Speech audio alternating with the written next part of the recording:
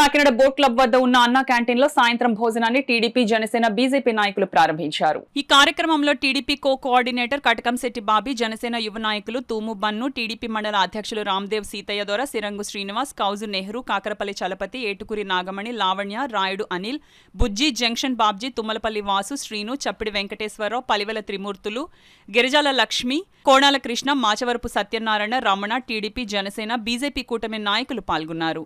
ఎవరైనా ఈ సైకో నేత ఉన్నారంటే జగన్మోహన్ రెడ్డి.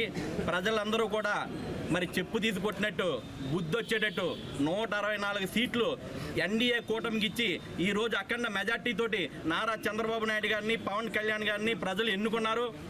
ప్రజల నమ్మకాన్ని ఒమ్ము చేయకుండా ఈరోజు అన్నా క్యాంటీన్ని మరి అద్భుతంగా తీర్చిదిద్ది ప్రతి పేదవాడికి ఆకలి తీర్చే విధంగా ప్రతి పేదవాడికి 5 రూపాయలకే నాణ్యమైన ఆహారాన్ని ఈరోజు మా తెలుగుదేశం పార్టీ ఎన్డీఏ కూటమి అందిస్తుంది. అందరూ కూడా నారా చంద్రబాబు నాయుడు గారికి ఎంతగానో రుణపడి ఉండాలని చెప్పి మీ అందరినీ ఈ సందర్భంగా కోరుకుంటున్నాను. ప్రతి ఒక్కరూ నారా చంద్రబాబు నాయుడు గారి మీద ఉన్న విశ్వాసంతో, పవన్ కళ్యాణ్ గారి మీద ఉన్న విశ్వసనీయతతోటి ఈరోజు ఓట్లు వేశారు. ఎందుకంటే ఈ మా కాకినాడ రూరల్ నియోజకవర్గంలో 72,230 ఓట్ల మెజార్టీతో మరి మీరు ఈరోజు ఎన్డీఏ కూటమి సభ్యులు పంతం నానాజీ గారిని గెలిపించుకున్నాం. అది మా ఒక్కరి ఘనత కాదు. ప్రతి ఒక్కరూ కూడా ముందుకు అడుగు వేసి ఈ సైకో పాలన వేడాలి. మరి అద్భుతమైన నారా చంద్రబాబు నాయుడు గారి పాలన ఉంటేనే మేమందరం బాగుంటామని చెప్పి కోరుకుని మరి ఈరోజు నారా చంద్రబాబు నాయుడు గారి పాలన కోరుకున్నారు.